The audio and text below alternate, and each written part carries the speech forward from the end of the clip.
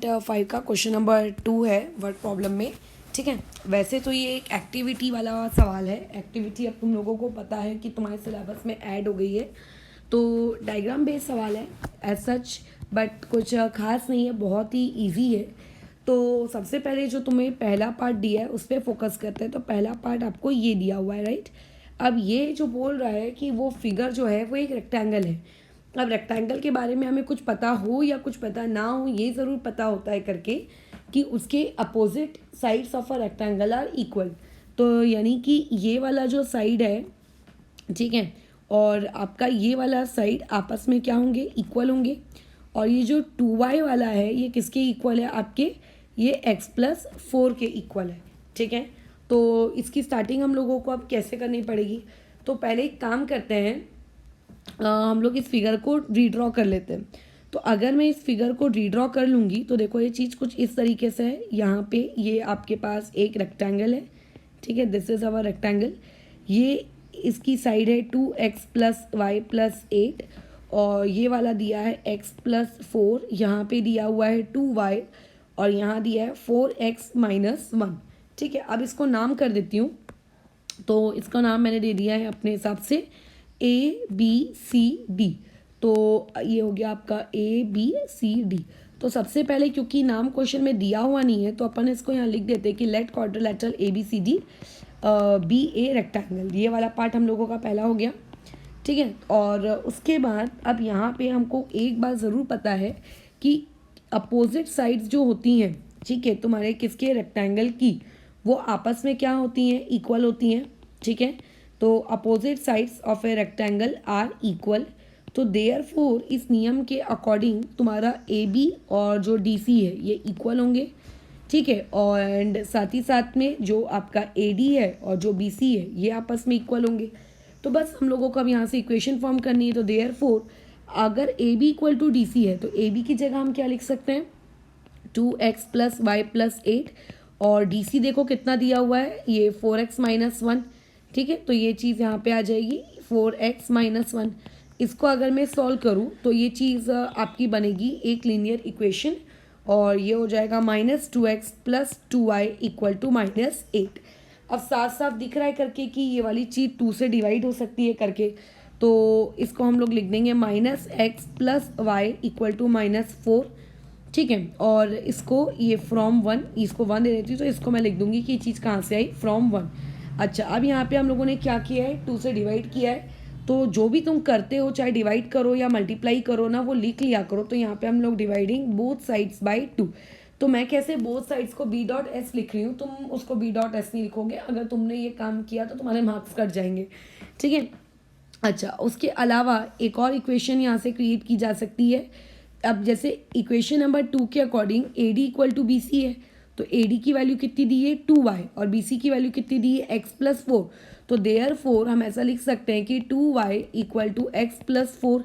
ये कहाँ से उठाकर लेकर आए, इसे फ्रॉम इक्वेशन नंबर 2 से लेकर आए। तो इसको अगर मैं थोड़ा सा सजाऊं तो ये -x + 2y = 4 रहेगा। This is my equation number 4। तो अभी कैसा है, एक इक्वेशन है आपके पास ये वाली और दूसरी इक्वेशन है तुम्हारे पास ये वाली। अब इन्हें जो मेथड अच्छा लगता है उसके अकॉर्डिंग करो। तो यहाँ पे एलिमिनेशन बहुत अच्छे से वर्क करेगा, बट -x एंड -x, तो ऐसे में मुझे क्या करना पड़ेगा, यहाँ पे इक्वेशन को सब्ट्रैक्ट। तो इसे कायदे से ऐसा लिखेंगे कि सब्ट्रैक्टिंग इक्वेशन नंबर कितना, तो इक्वेशन नंबर 2, ठीक है, या सॉरी इक्वेशन नंबर क्या है यहाँ पे, 4। तो equation number 4 from equation number किससे, 3। तो देखो एक बात का बस यहाँ पे ख्याल रखना कि जिस चीज़ को हम यहाँ पीछे के पार्ट में लिखते हैं ना, वो तुम्हारे ऊपर लिखी जाती है।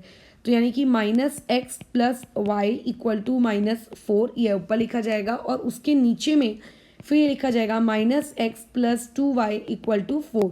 फिर साइन चेंज कर लेते हैं, तो यहाँ आ जाएगा आपके पास प्लस और यहाँ आ जाएगा माइनस और उसके बाद यहाँ पे आ जाएगा अगेन माइनस। तो देखो ये वाला पार्ट तो गया, ये चीज़ कितनी हो गई, -y = -8। तो देयरफॉर y की वैल्यू यहाँ से कितनी आ गई है, 8।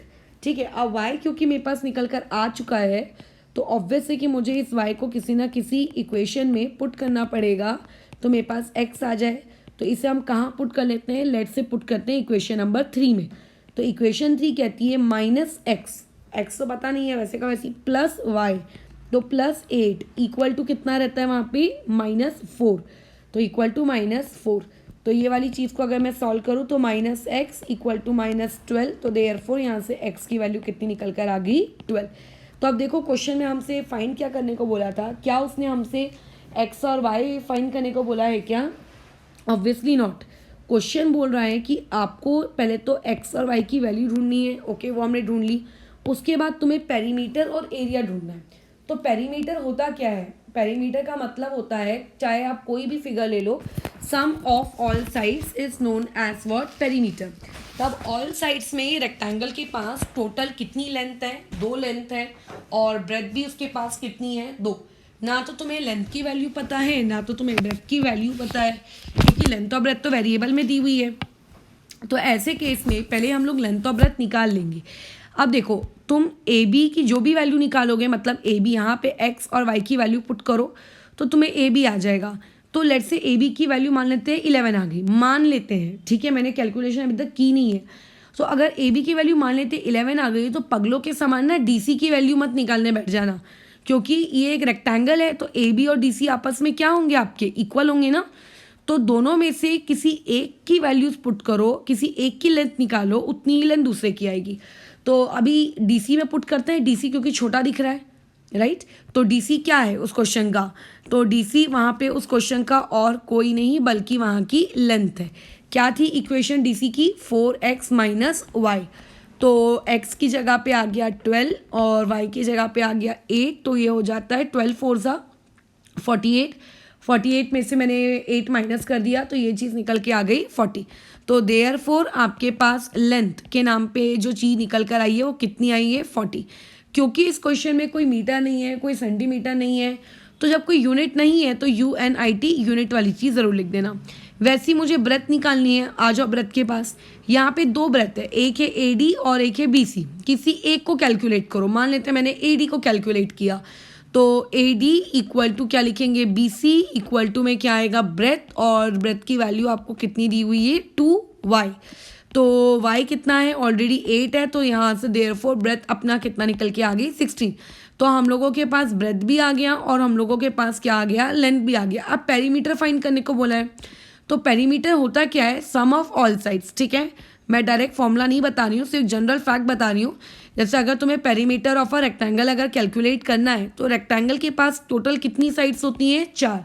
चारों साइड्स को ऐड कर लो, जिसमें से उसके पास एक लेंथ, एक ब्रेथ, फिर एक लेंथ और फिर एक ब्रेथ, ऐसा कॉम्बिनेशन होता है। तो इनडायरेक्टली पेरीमीटर ऑफ रेक्टेंगल क्या बन गया? 2 × लेंथ, ये इस तरीके का फॉर्मेट। फिर ये वाला 2l + b बराबर, ये फॉर्मूला तो वैसे रटा होगा, बट मैं हमेशा क्या करती हूँ, फॉर्मूला रटने से बेटर है कि आपको बस कंसेप्ट पता होना चाहिए। क्योंकि अगर मान लेते कल को इस रेक्टेंगल की जगह मैं कल को तुमसे एक ऐसे ही जनरल सवाल पूछ लेती, एक स्टार बना के दे दिया जाता फिर, ठीक है। तो यहाँ पे लेंथ की जगह हम लोग वैल्यू डाल देते हैं, कितनी आ गई है? 40, और ब्रेथ की जगह डाल देते हैं 16। तो ये वाला पार्ट हो जाएगा 56, और 56 को जब तुम 2 से मल्टीप्लाई करोगे तो आ जाएगा 112। अब एक बात याद रखना कि जो 112 है, ये 112 की यूनिट, मतलब ऑब्वियस से हमने पेरीमीटर कैलकुलेट किया है, तो पेरीमीटर की कोई यूनिट डालनी पड़ेगी। तो पेरीमीटर की यूनिट भी एक्चुअल में वही होती है जो आप लोगों के लेंथ और ब्रेथ की होती है, यानी कि यूनिट ही रहेगी। तो उसको बस अपन यूनिट्स लिख देंगे, ठीक है, ये इस तरीके से, ये डन। और अगर मुझे यहाँ पे एरिया पूछा है, तो एरिया ऑफ रेक्टेंगल क्या होता है ये बात पता होनी चाहिए। तो area of rectangle is nothing but length into breadth.